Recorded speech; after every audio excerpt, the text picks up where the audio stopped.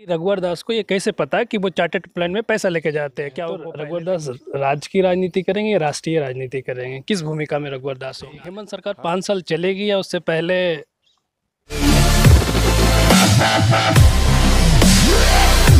हमारे साथ बात करने के लिए झारखंड के पूर्व मुख्यमंत्री और बीजेपी के राष्ट्रीय उपाध्यक्ष रघुवर दास जी। रघुवर दास जी, हेमंत सरकार ने 1 साल पूरा कर लिया है। इस सरकार के कामकाज को और अब तक इन्होंने जो किया है उसको किस तरीके से आप देखते हैं? देखिए, श्री हेमंत सोरेन जी की सरकार 13 महीने में हर मोर्चे पर विफल है। ये सरकार न सिर्फ जनता के बीच बल्कि ये सरकार न 3 में है न 13 में है। और इस सरकार से जनता तो नाखुश ही है। इस सरकार से सत्तारूढ़ दल के विधायक, चाहे वो झारखंड मुक्ति मोर्चा के विधायकगण हो चाहे कांग्रेस के विधायकगण हो, सब लोग नाराज हैं। क्योंकि ये 13 महीने में सरकार ने एक सूत्री कार्यक्रम, क्योंकि ये सरकार जल जंगल जमीन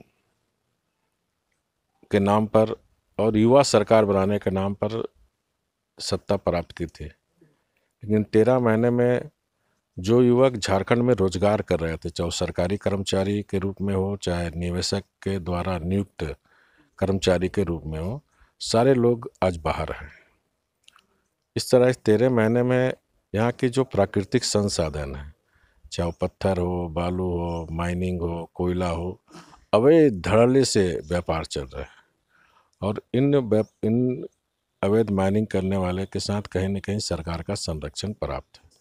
विकास के काम सारे ठप पड़े हैं और जनता आज अपने को ठगा महसूस कर रही है।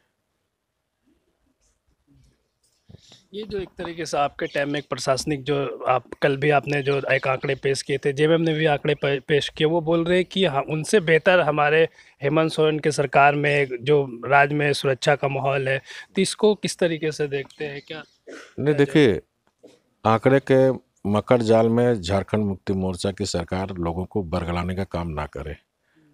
सब लोग ने देखा कि जो 20 साल में अलग राज्य होने के बाद 20 साल में पहली बार इस राज्य के जो सबसे संवैधानिक प्रमुख है, महामहिम राज्यपाल की दीवार में उग्रवादी पोस्टर साट देते हैं।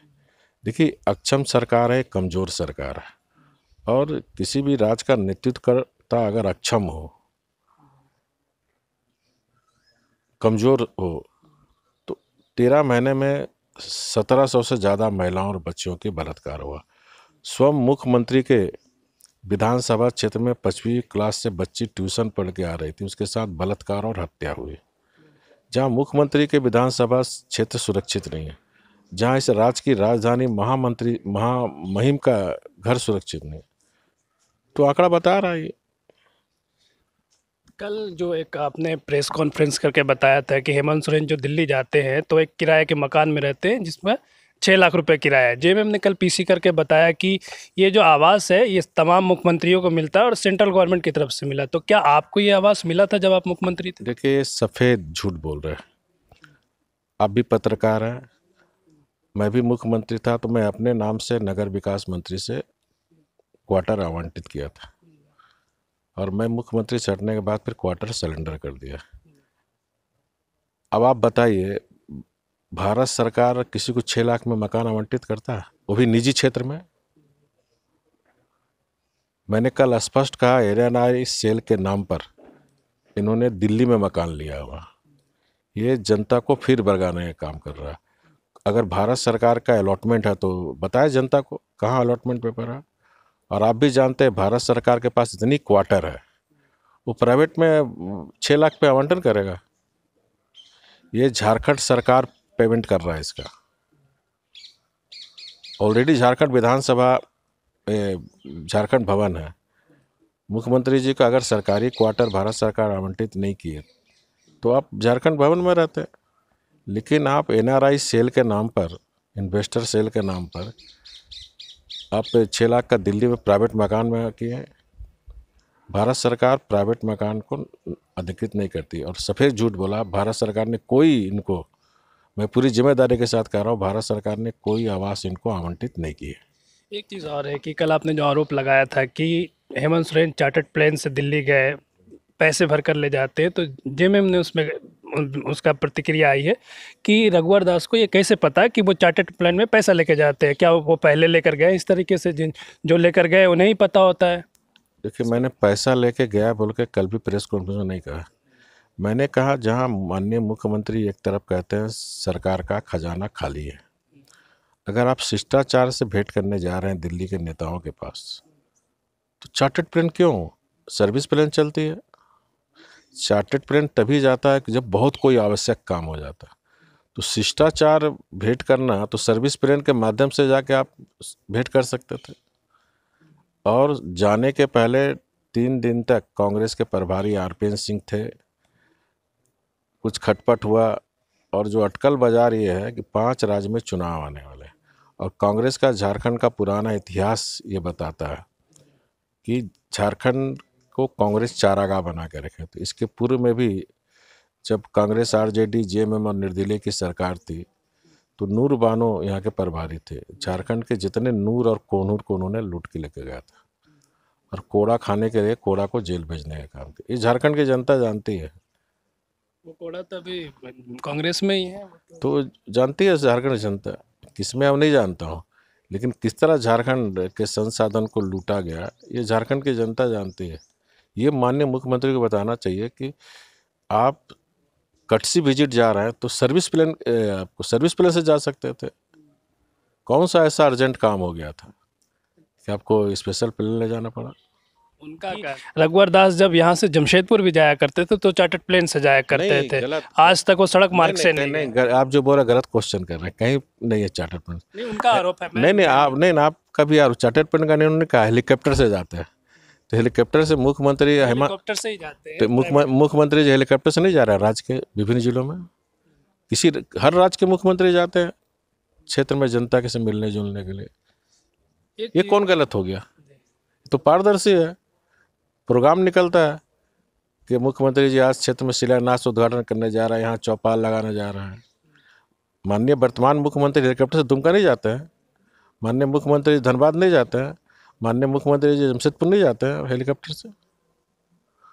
एक जो डीवीसी का जो मसला राज्य में 7 जिले जो है काफ़ी ज़्यादा प्रभावित है, बार बार वहाँ बिजली कटौती हो रही है। 2017 में आपने कॉन्ट्रैक्ट डील हुई थी आपकी, जिसमें आरबीआई थे, झारखंड सरकार, केंद्र की ऊर्जा मंत्रालय था। तो उस डील के मुताबिक ये था कि अगर झारखंड सरकार पैसे 3 साल तक नहीं देगी तो आरबीआई के खाते से झारखंड सरकार का पैसा काट लेगी केंद्र सरकार।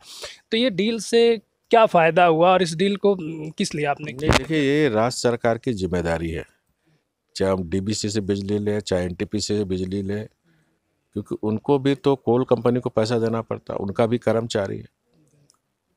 तो सरकार ने तय की थी कि जो करंट बिजली है वो करंट बिजली का हम रेगुलर देते रहेंगे और बकाया का हम लोग देते रहेंगे। जब मैं मुख्यमंत्री बना उसके पहले 14 महीने तक माननीय हेमंत सोरेन जी मुख्यमंत्री थे। 6,000 करोड़ का ड्यू था। वो तो बोल रहे 1 रुपये भी ड्यू नहीं था। कागज में है। अब उसके बाद विश्वास करें मेरे पे, कागज पे आप कागज देख लो ना, पेमेंट दिया मैंने 6,000 करोड़। आप जब उदय, मेरे बात सुनो, आप पहले समझो बात को यार। उदय योजना के तहत 6,000 करोड़ रुपया मैंने 2015 और रिकॉर्ड है बिजली विभाग में, आप पता करो बिजली विभाग में। उसके बाद हर महीना हमने करंट बिजली का बिल देता गया और कुछ एक्स्ट्रा पर 7,000, टोटल 5 साल के अंदर 13,000 करोड़। और मैंने मीडिया को पूरा प्रिंट आउट दे दिया था कब कब मैंने पेमेंट किया, सारा रिकॉर्ड में है झारखंड सरकार के विद्युत वितरण निगम में। 2020 में खुद इन्होंने अभी एग्रीमेंट किया डीवीसी के साथ कि हम करंट बिजली बिल देंगे और बाकी का बकाया आस्ते आस्ते देंगे। अब कंज्यूमर से तो आप 6 जिला से पैसा वसूल रहे हैं, और आप चार्ट निकाल के देखिए बिजली विभाग में इस सरकार में भी आपने कितना कितना महीना पैसा दिया। जहाँ 150 करोड़ रुपये बिजली बिल और वहाँ 20 लाख 27 लाख रुपये बिजली दे रहा है, तो बाकी पैसा आप कहाँ जा रहा है?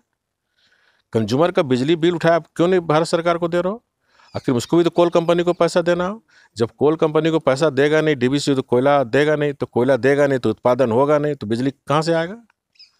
बाबूलाल मरांडी कह के कि नेता विपक्ष उनको नहीं बताया जा रहा है। रघुवर दास किस तरीके से देखते हैं? क्या ये सरकार जो ये हेमंत सरकार जो नेता विपक्ष उन्हें नहीं बना दे रही, इसको किस तरीके से? नहीं, ये सरकार डरी हुई सरकार है, अक्षम सरकार है, और अक्षम कमज़ोर सरकार हमेशा सशंकित रहती है, और कहीं न कहीं ये बीजेपी भारतीय जनता पार्टी से डरी हुई है।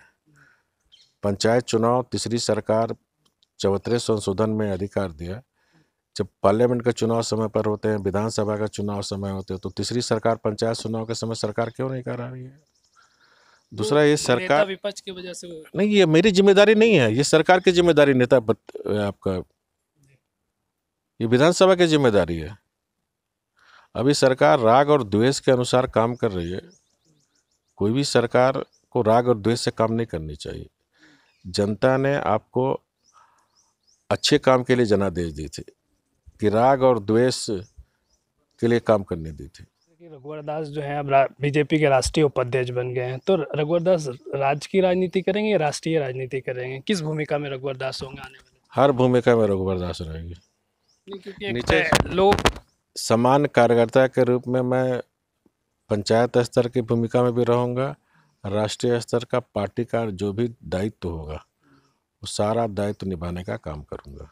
पिछले कुछ दिनों में जिस तरीके से राज्य के युवा सड़क पे उतरे हैं, उसके बाद जो है कि आप सहायक पुलिसकर्मियों से मिलने खुद गए थे, लेकिन उसके बाद भी बहुत से धरना प्रदर्शन हुए। यहाँ पर अभी चल रहे 14वें वित्त वाले चल रहे पंचायत सचिव के अभ्यर्थी हैं, जिला पुलिस के अभ्यर्थी है, तो रघुवर दास उनसे मिलने क्यों नहीं गए? उनकी सुध क्यों नहीं ली? नहीं, कल हमने पार्टी प्रदेश के अध्यक्ष को कहा था कि कल ऐसी घटना हो गई है। आज पार्टी के प्रदेश अध्यक्ष हमारे वहाँ जा रहे हैं, तो हम अगर नहीं जा रहे हैं तो हमारा पार्टी का प्रदेश अध्यक्ष, पार्टी का महामंत्री या पार्टी द्वारा जो भी अधिकृत है वो जाते हैं इस कार्यक्रम में। हर कार्यक्रम में मैं जाऊं ये संभव नहीं है। पार्टी हमारी बहुत बड़ी पार्टी है, तो पार्टी हमारी जा रही है उस आंदोलन में समर्थन देने के लिए। ये हेमंत सरकार 5 साल चलेगी या उससे पहले यहाँ आप लोग सरकार बनाइए? किस तरीके से देखते हैं? क्या आप लोग इस तरीके से ऑपरेशन कमल? देखिए, हम तो अपने जीवन के बारे में नहीं कह सकते कल क्या होगा, तो राजनीतिक क्षेत्र है, मैं कोई भविष्य करता नहीं हूँ, लेकिन जो सरकार चल रही है हम सब देख रहे हैं। कल क्या नहीं, कल क्या होगा मैं नहीं कह सकता। ठीक है, तो ये थे झारखंड के पूर्व मुख्यमंत्री रघुवर दास, जो तमाम मुद्दों पर हमसे बातचीत की। झारखंड लाइव की और वीडियोस को देखने के लिए चैनल को सब्सक्राइब करें और सीधे नोटिफिकेशन पाने के लिए बेल आइकन दबाएं।